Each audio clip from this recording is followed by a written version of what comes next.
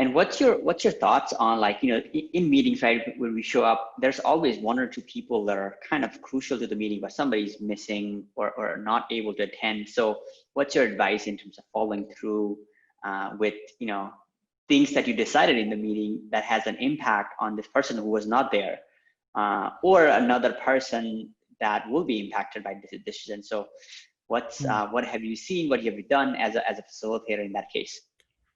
Wow. That one's hard. I mean, if they're really impacted, it's better to have them in the room.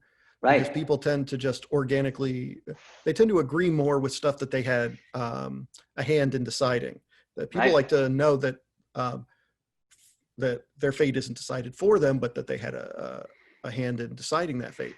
The reason I ask you, Joe, is because I know you've been in these high-stake meetings where all these Agile coaches and Scrum Masters are there. They're like, yes, let's do it. But you have to deal, since you're in the leadership role, you've had to deal with other people who were not there and were not so enthused about a certain idea.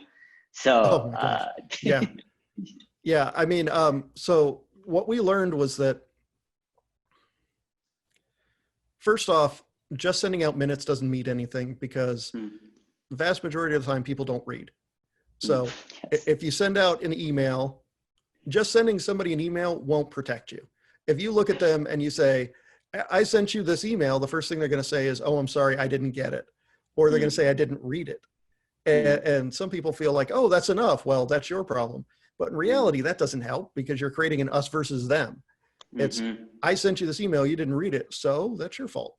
And that's just never positive. It's not going to work. So really what it boils down to is, you need to find a way to share the information in whatever method people will consume it.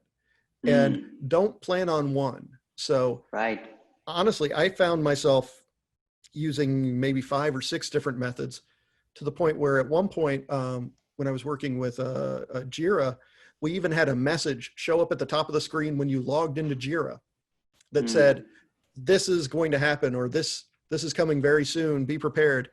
And people would say, well, I wasn't notified about this. And we're like, aren't you on this meeting because you use Jira? And they're like, yes, all the time. We're like, we put it at the top of the screen and it's when you logged in.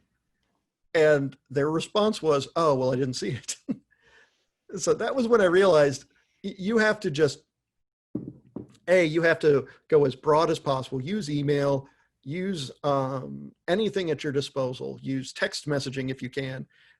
Schedule in-person meetings, conference calls. We even debated about putting signs up on the stalls in the bathroom. We're like, odds are people will see this eventually, and they'll be up to date. But in the end, it was like, look, people need to be notified as much as you can, but when action is going to happen, make that moment not the last truly responsible moment, but just before it. So for example, if you're going to make a change to a system, schedule that change a week, 2 weeks in advance of when it absolutely has to be done, because as soon as you notify people, they're going to freak out. And now your change becomes real. And those people who really care will come up and they'll be like, hey, I really need to know about this. Great. Okay, let's talk about it. And then you need to be prepared to pivot. So it's all about that improvisation that we were talking about.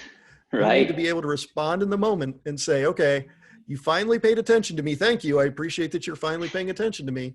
Now we have to make a change. Let's figure out how this is going to work. Beautiful.